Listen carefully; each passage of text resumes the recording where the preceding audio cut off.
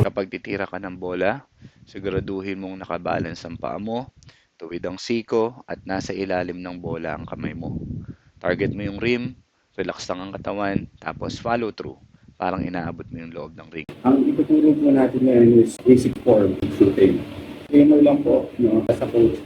Itong form na to yung sigalin at tuturo para sa mga viewers. Simulan natin. Pero kapag na tayo, kailangan yung base muna natin o yung legs. Dapat stable yan.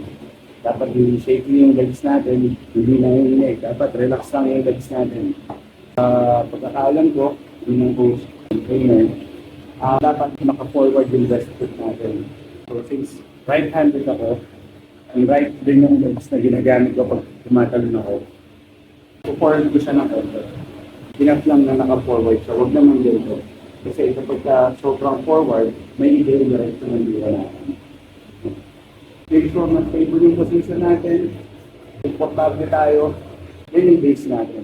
Kapag na-establish na natin yung position natin, make sure na hawak natin na maayos yung bola. So, paano ba proper na paghawak natin yung bola? So, ako kasi, isa sa mga natutunan ko, kailangan natin gamitin is itong mga fingertips natin, kamay natin, at saka itong part ng palad na ito. No? Make sure na stable ka. Kasi kapag fingertips ng ginamit mo, pwede malutibol. Diba? So, unlike kapag ka naka-stable ka nila, kasama yung pangin natin, stable ka, kaya sa yung patuloy. Hindi siya gumagalaw. Like fingertips, konting galaw lang, malalim siya. So, make sure na wag natin i-grip yung bola. Since right-handed ako, yung support hand ko is yung left hand. So, support lang siya.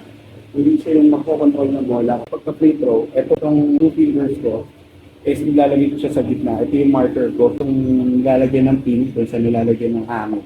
Nilalagay ko dyan yung gitna ng 2 fingers ko. So, pag hinawa ko yun, stable na yan sa akin.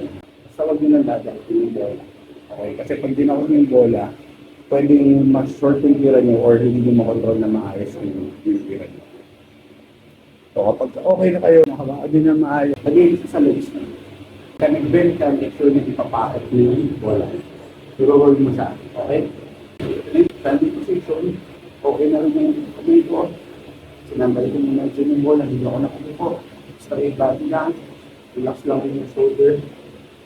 Then pag-bend yung tuhod ko, kasabay ng pag-rolling ng ball o pag-libig sa packet.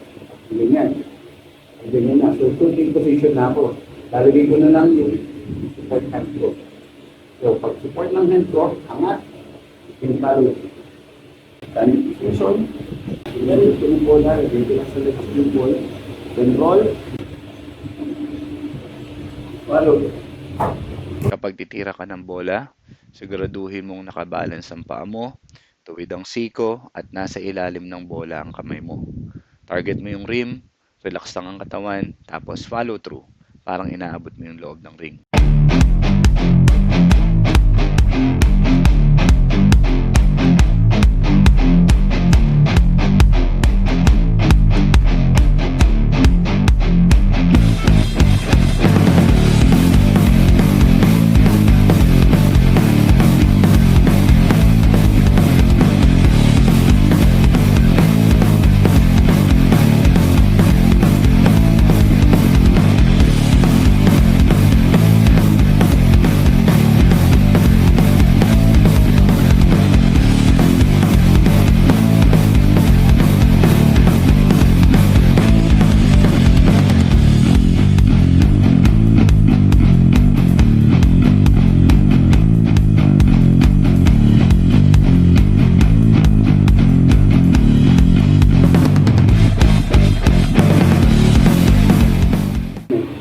Kapag tumira kayo at nag-follow through, make sure may follow through mo lang.